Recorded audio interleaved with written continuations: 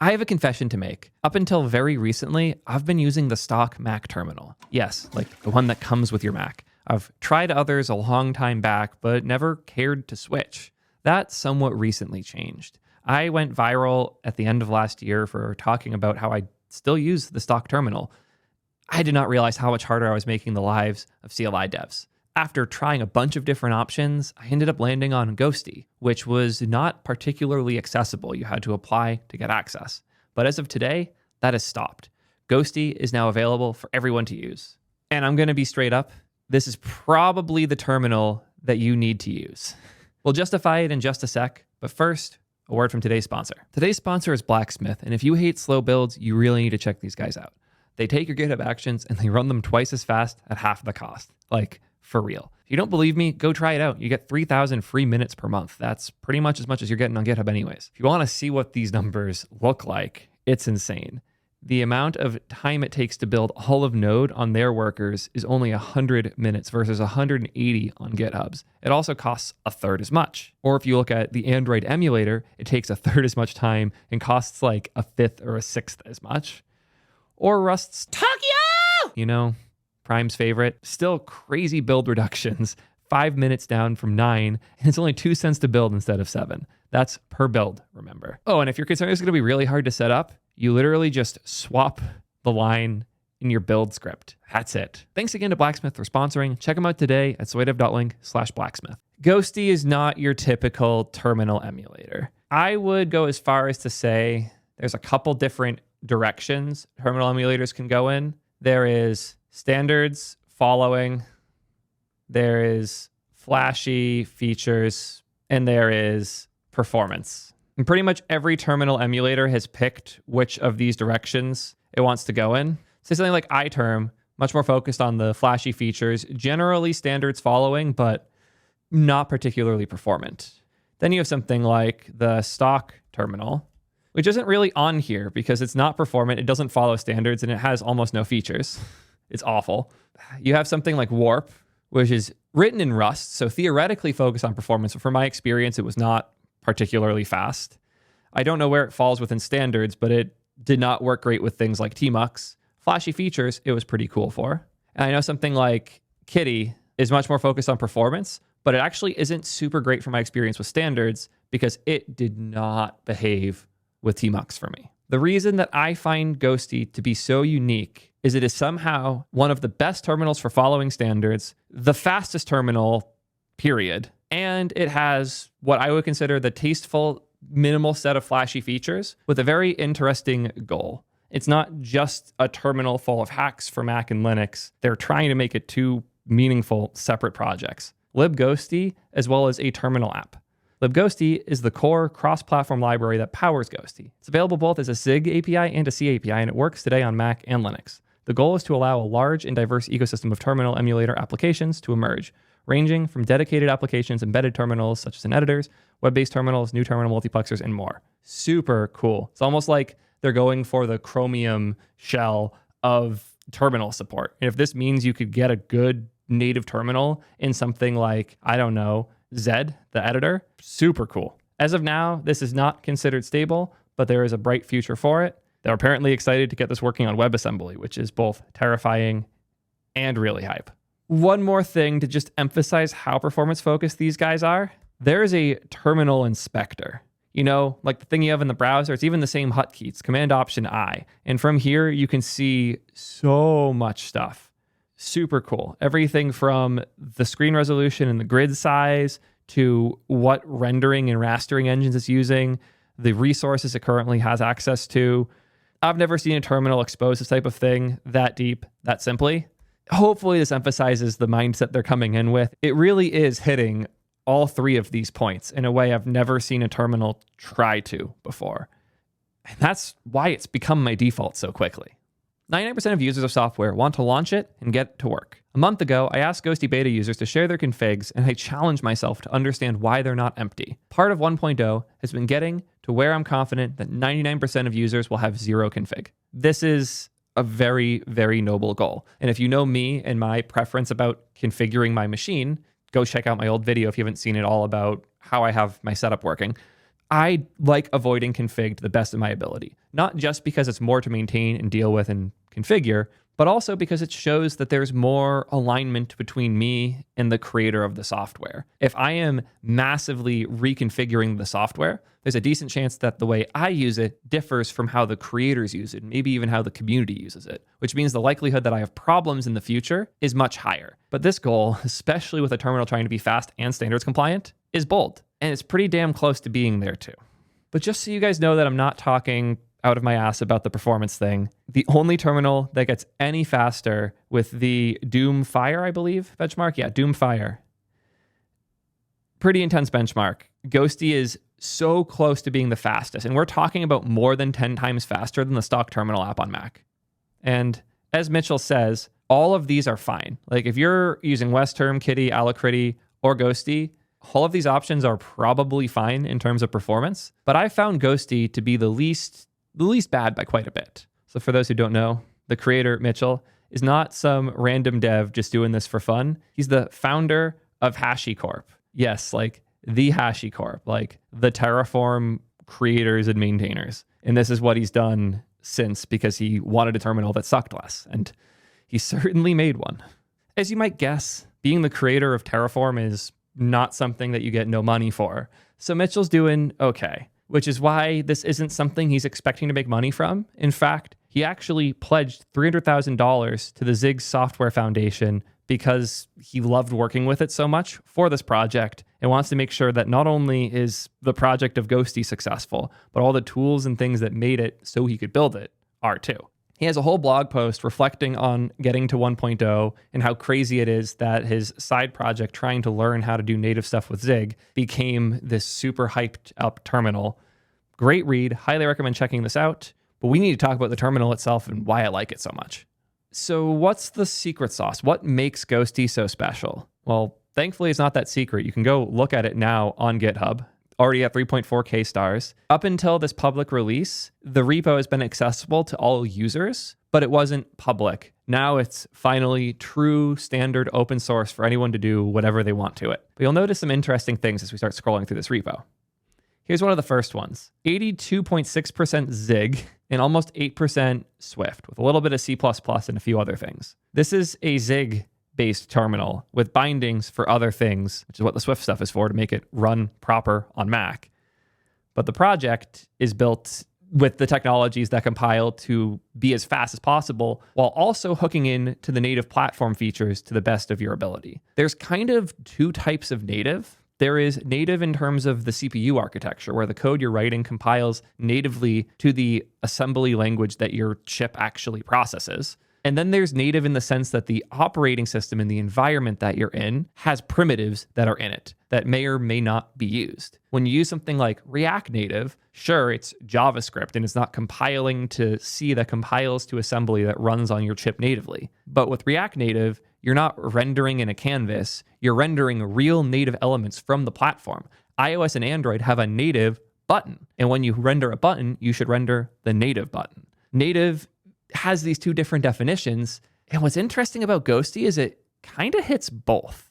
There's an awesome article that I highly recommend checking out. I'll be sure it's in the description, called Ghostty is Native. So what? First, it calls out the interesting fact that native means different things in different platforms, but for Linux, native's also quite a bit murkier because depending on which environment you're in, native could be something entirely different. GNOME is much more leaning on GTK, and KDE is more on Qt. Ghosty's currently using GTK, but also can use Adwaita, apparently, not as familiar with it. But on macOS, it's full in on Swift and Metal. There are some simple examples, like here, when you use tabs in Ghostty, they feel just like native tabs in macOS, and you have the same shortcuts, like Shift, Command, /. There's the proxy icon, which, what does this even do? Oh, interesting. You can apparently drag from the folder icon to something else or select a different folder straight from there. That's actually super, super convenient. I didn't even know it could do that. Huh. Today I learned. That's super cool. Again, like these are native features that I didn't even know my Mac could do that they're building in. It even has the triple tap lookup feature. So if you want to look something up, you can tap it 3 times and then have their little fancy search built-in thing. Secure keyboard entry. This one is huge. Most terminals don't have this for when you're entering something sensitive, like a password. Apparently, the only ones that have it are Ghostty, iTerm2, and terminal.app, which is the stock Mac terminal. All of those other fancy ones we talked about earlier don't have this because they're really focused on performance. They're not focused on native platform features. So even though they're native in the compiled sense, they're not native in the environment they're working within sense. Window restoration is particularly handy because I'm on the nightlies, so there's a new update every night, and the window restoration brings me right back where I was. That said, I'll admit I have not used too many of these features. I'll show you guys why in a minute. The point being, this article showcases how important native is both in the feature set and in the performance side. And that's what makes Ghostty such a great experience. I've been using it a ton, but you'll notice a few things that are a bit different from my Ghostty setup versus everything we just saw. I'm using Ghostty almost empty because I'm a tmux guy. If somehow you're not already familiar with tmux, then I need to do more tmux propaganda. It's a magical little tool.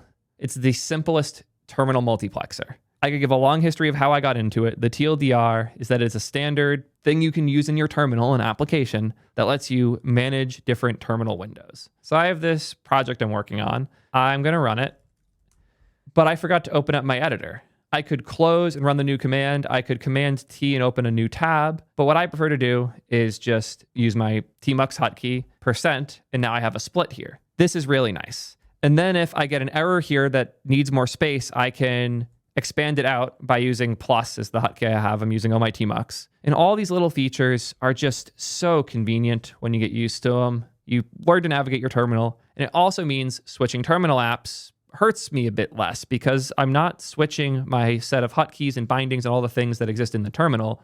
I'm just using tmux in a different shell. This is both a blessing and a curse. It's a blessing because I've used the exact same hotkeys for tmux on Linux and on Mac and even on Windows for about 10 years now, give or take. But it also means if the terminal I'm using doesn't support these features well, I'm kind of screwed.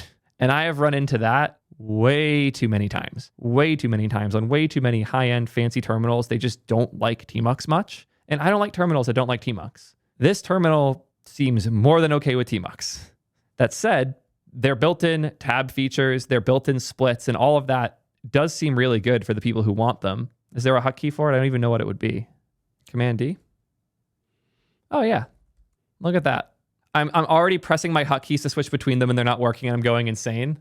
How do you move up and down between them? I want to give it an honest go. I'm going to try this. It's in the file menu. File. Okay, that's interesting. I would have expected it to be in window for things like that. Command forward back. Okay, I see this now. Okay, what's the better top? It's not H top anymore. I have the other one, a B top. Thank you. Terminal too small. Thankfully, it's a native window, so I can resize it until it is the right size.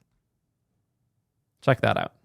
I'm sticking with tmux because it's what I'm used to, but this all seems totally usable. The hotkeys are actually pretty intuitive, and I might even give it a go because it's easy enough to do. I'm so tmux brained at this point, it's going to be a hard swap, but yeah.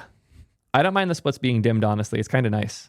I could run the Doom Fire thing because people are commenting on that, and it would be cool to see the difference. Screen may be too narrow. I'll make the font smaller.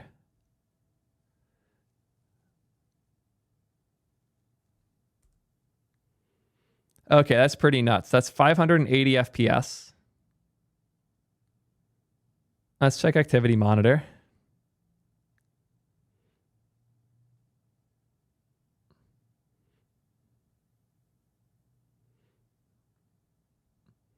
I mean, it's using my terminal.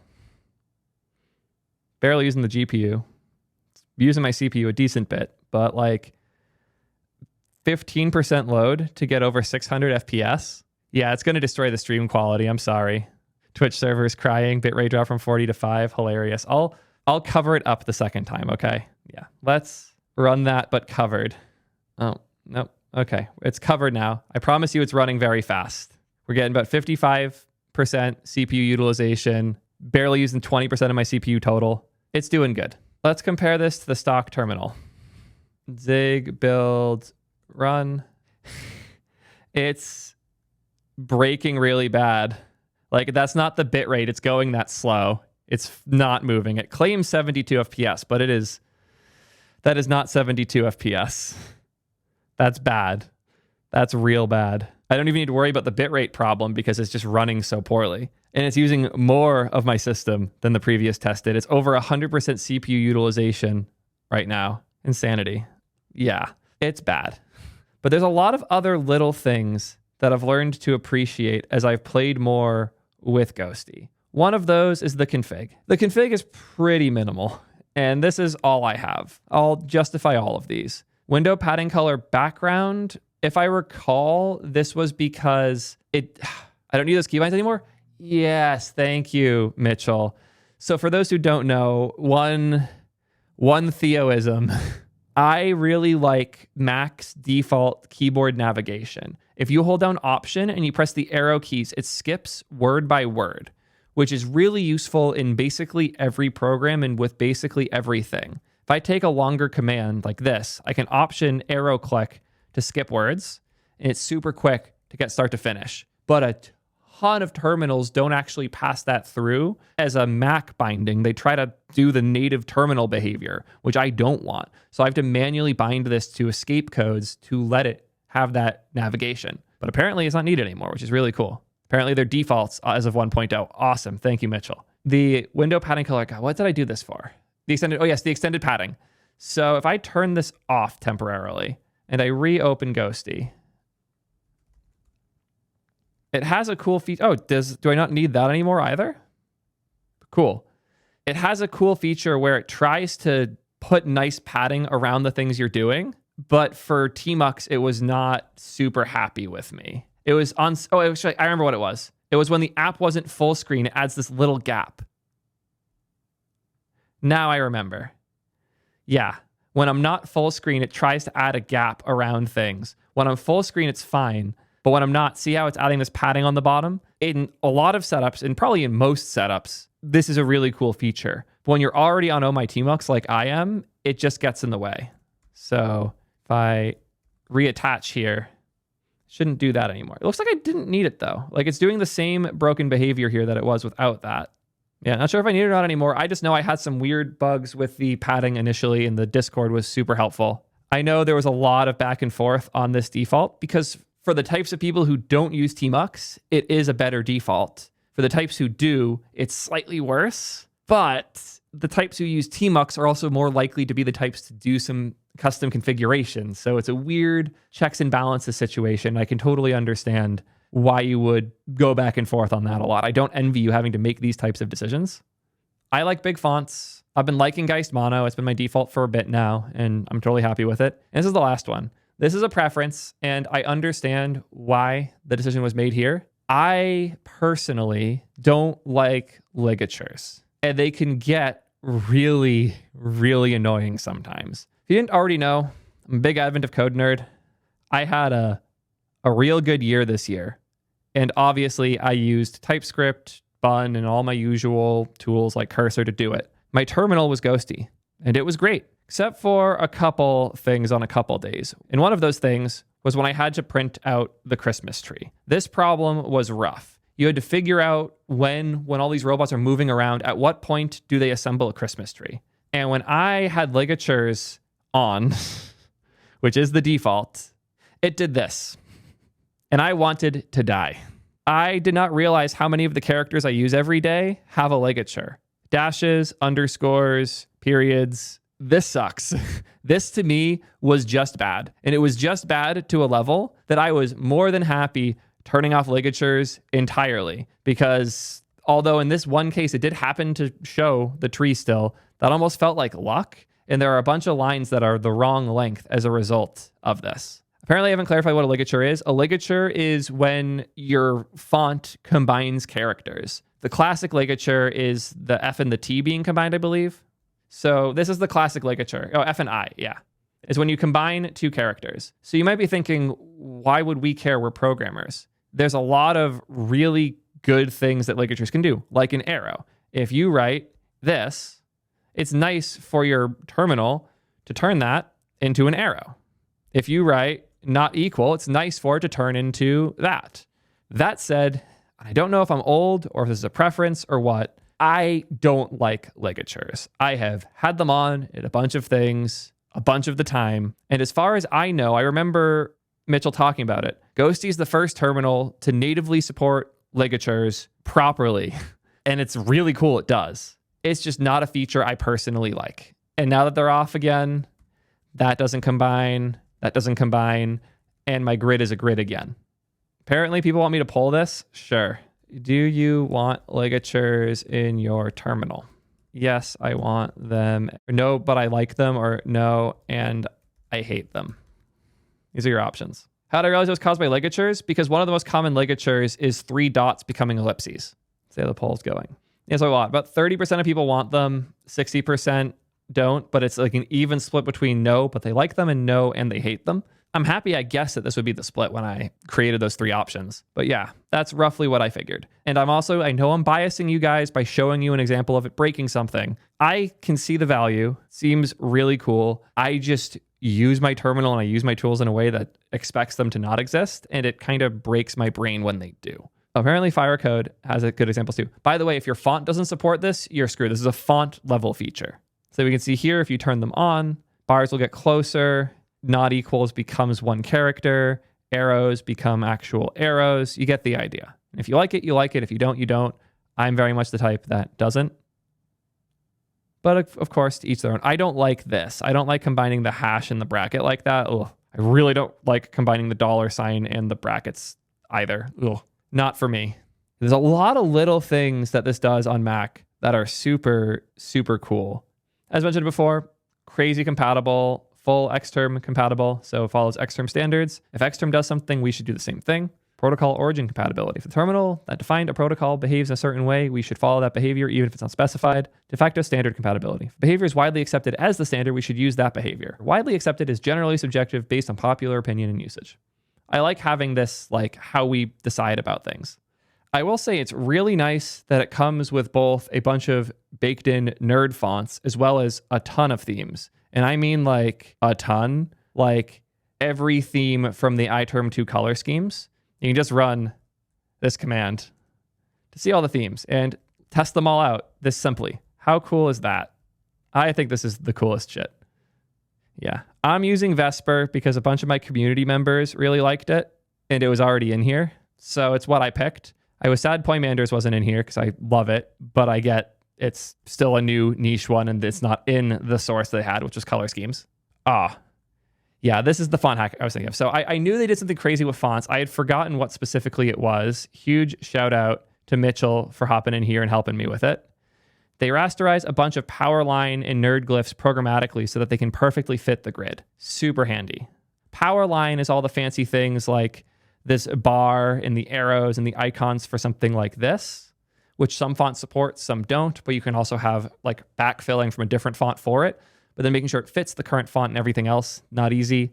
They pre-compile all that, which is nice. It means it's more likely to look how it's supposed to, and I cannot tell you how many times I used a fast, super native terminal that didn't look or behave how I expected. They all kind of felt not native. God, I don't want to just be harsh on Warp, but it was one of the weirdest experiences I've had using a terminal. Like Warp felt as slow as Hyper, which was an Electron-based terminal. Ghostty just flies. When I type a letter, it appears. When I switch things around, it does them. When I run things that are complex, it runs them fine. It's the first time I could just like set up a terminal, add 3 variables in here, and then stop thinking about it.